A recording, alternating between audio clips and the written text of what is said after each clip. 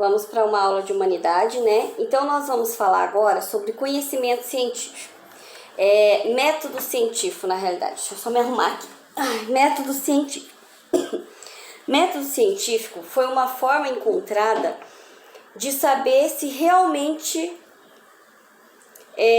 um objeto pode funcionar ou não.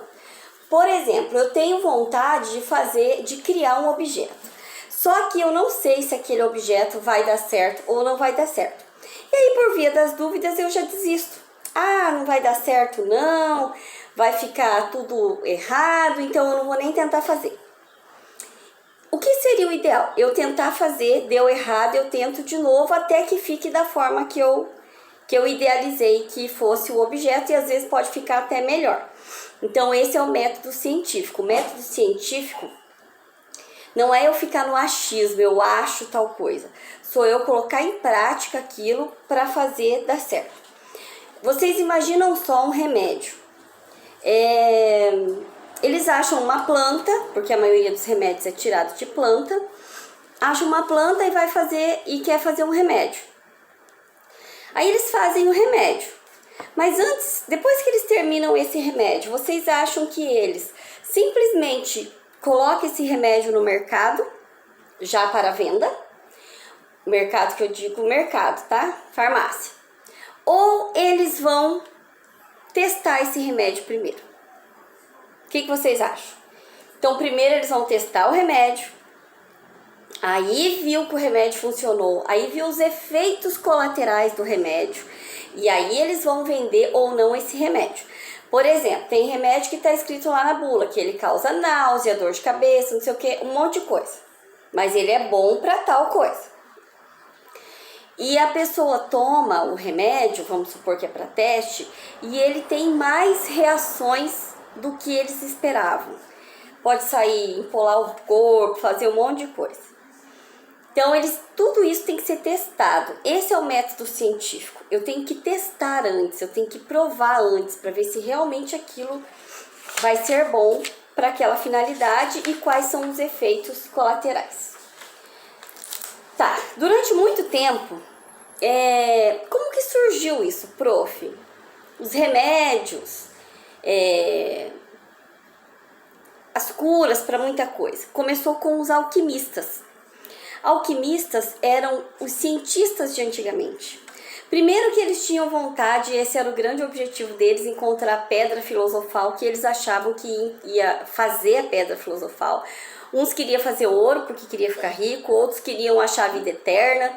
Mas nessa eles foram descobrindo muita coisa que serviu pra gente hoje. Só que muitos alquimistas foram até mortos, porque a igreja era contra. Tudo girava em torno de Deus. Tudo era a igreja, certo? Depois de muito tempo que surgiu o antropocentrismo, aonde o homem passa a ser o centro do universo, tá? Antes disso, o centro do universo era a igreja. Não é nem propriamente Deus, mas a igreja, certo? Quando a gente se fala em a igreja, nós estamos nos referindo à igreja católica. Então, por ser a primeira. A igreja. Então, tudo era em torno da igreja. Então, tudo que o homem descobria, que eles viam que pudesse afetar a igreja, eles vetavam, aquilo não ficava sabendo, tá? Então, muitos alquimistas foram mortos até por causa disso. E aí veio o racionalismo. O racionalismo veio com René Descartes. E René Descartes ele tem regras, né, para o racionalismo. O que é o racionalismo? Sou eu usar a razão. Eu vou pensar antes de fazer alguma coisa. Eu vou medir o que eu vou falar. Tudo vai ser de forma bem ponderada. Então, a primeira regra da evidência: evitar qualquer pensamento apressado, priorizar apenas as regras claras. Não tem, algumas vezes a gente vê ou escuta alguma coisa e aí a gente já fala assim, já prevê o que vai acontecer lá na frente e às vezes não é nada daquilo. Então a gente tem que evitar isso, certo? A não fazer julgamento, preconceito das coisas. Regra da análise: dividir as nossas adversidades para resolvê-las por parte. Eu tenho um problema e eu quero resolver meu problema tudo de uma vez. Não vai funcionar. Então, é a mesma coisa. A prof. Patrícia passa um problema de matemática para vocês. E ela fala bem assim durante a explicação. Gente, primeiro vocês tirem todos como que eu posso dizer? Todas as situações ali do problema. Quantas pessoas tinham, quantas balas eram, quantas deu para fulano. Tira tudo certinho. Aí depois vocês vão para as perguntas para ver o que tá pedindo. Aí o que a gente faz? A gente vai lá ler aquele problema e fala bem assim para a prof. Patrícia. Olha, prof, não entendi nada. Como que o fulano ficou com tantas balas se o fulano tinha... Entendeu? Não entendi nada, prof. Pode explicar de novo. Mas vocês não fizeram como ela falou. Vocês não fizeram o problema por partes. Isso seria muito interessante. Poderia ter dado mais certo antes de reclamar que não tinha entendido. Regra da síntese. Estabelecer uma ordem em nosso pensamento, começando pelo mais simples até chegar no mais complexo. Mais simples. O que é o mais simples aí? Dividir o problema em partes.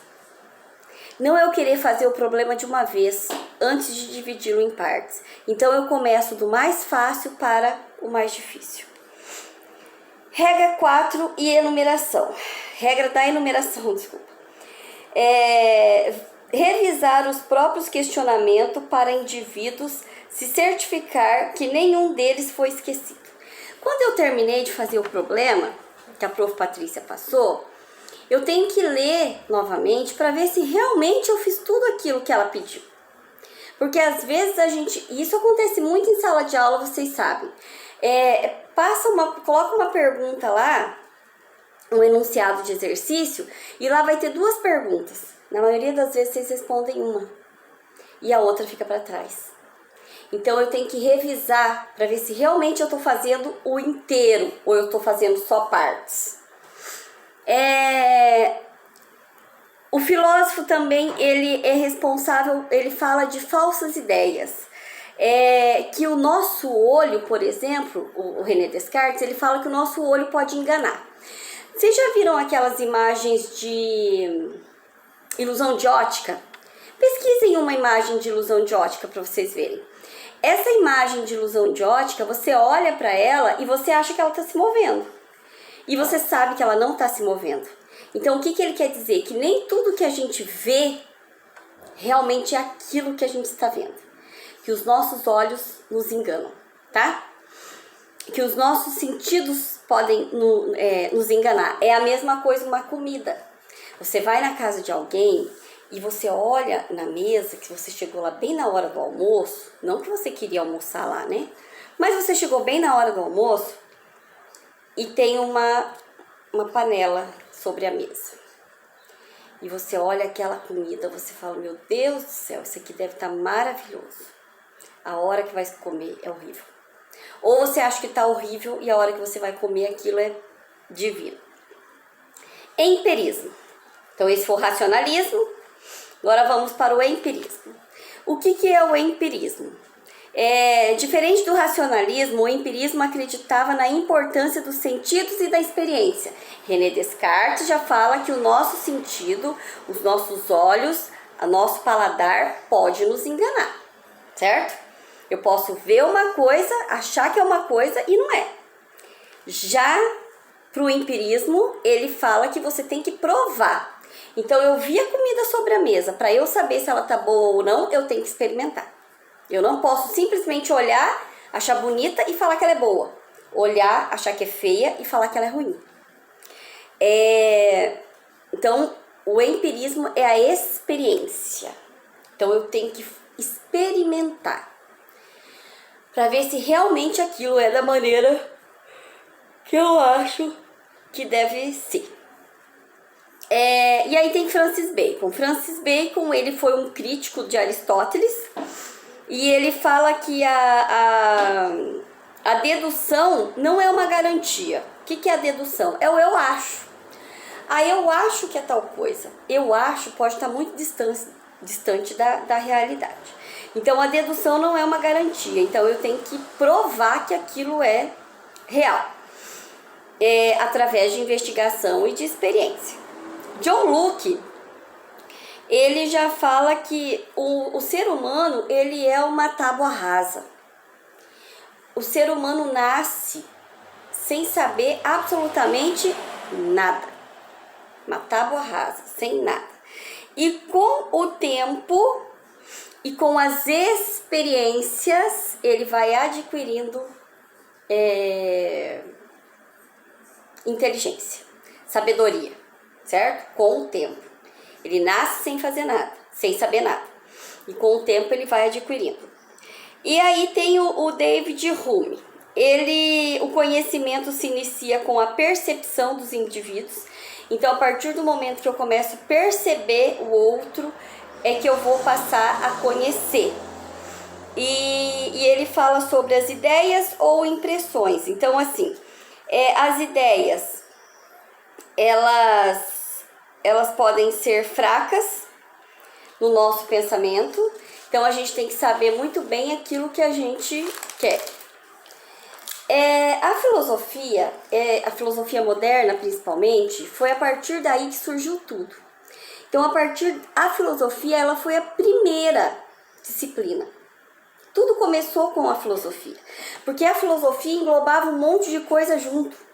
Então, a partir da filosofia surgiu as ciências humanas, como sociologia, filosofia, história e psicologia. Surgiu as ciências formais, como matemática e a lógica. Pode ver que muitos filósofos são matemáticos. Surgiu a ciência da natureza, que é a química, a física e a biologia. E surgiu o método científico, que é eu estudar e eu comprovar aquilo que eu estou falando. Comprovar através de estudos, de experiência, não comprovar através do eu acho. Em filosofia é falado do achismo, que o achismo é a pior coisa que pode existir. E realmente, o achismo ele é péssimo, porque eu posso achar uma coisa e aquilo não é nada, né? A filosofia moderna, ela começou com as grandes navegações. Por que com as grandes navegações? Porque eu ia para um lugar, levava conhecimento meu para lá e trazia conhecimento deles.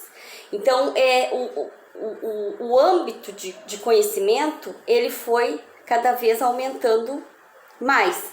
Então, as grandes navegações, elas foram muito importantes para a filosofia.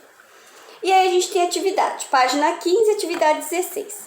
Quais são as etapas do método científico experimental? Quais são elas? Vocês já pararam para pensar? Quais são essas etapas? Vocês têm que dar umas pensadinha, ler a apostila.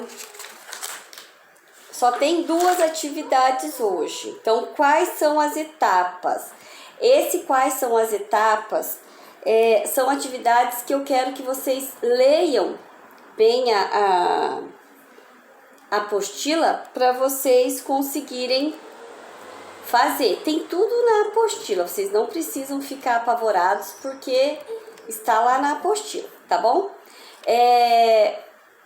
O que mais que eu tinha para falar para vocês sobre a atividade de hoje? Espera aí, só um pouquinho. Então, assim, lembrando que a filosofia, ela é muito importante e foi a partir dela que surgiu todas as outras. Vocês têm que ter em mente isso, mesmo que a gente fale humanidades, mas é a mesma filosofia, só que é uma filosofia de uma forma mais... eu acho que aqui a humanidades ela está de uma forma mais elaborada do que quando era a filosofia da outra apostila antiga.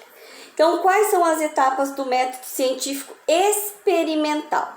Aí vocês vão colocar que as etapas do método científico experimental são a observação, a hipótese, a experimentação, a generalização e a conclusão, tá? Depois, qual filósofo é considerado pai da filosofia moderna? Quem que foi o pai da filosofia moderna? Aí vocês viram a página? Tá lá, ó, no racionalismo. Conhecido como pai da filosofia moderna, René Descartes, tá? Então, por hoje, é essa a nossa atividade. Beijo, até mais!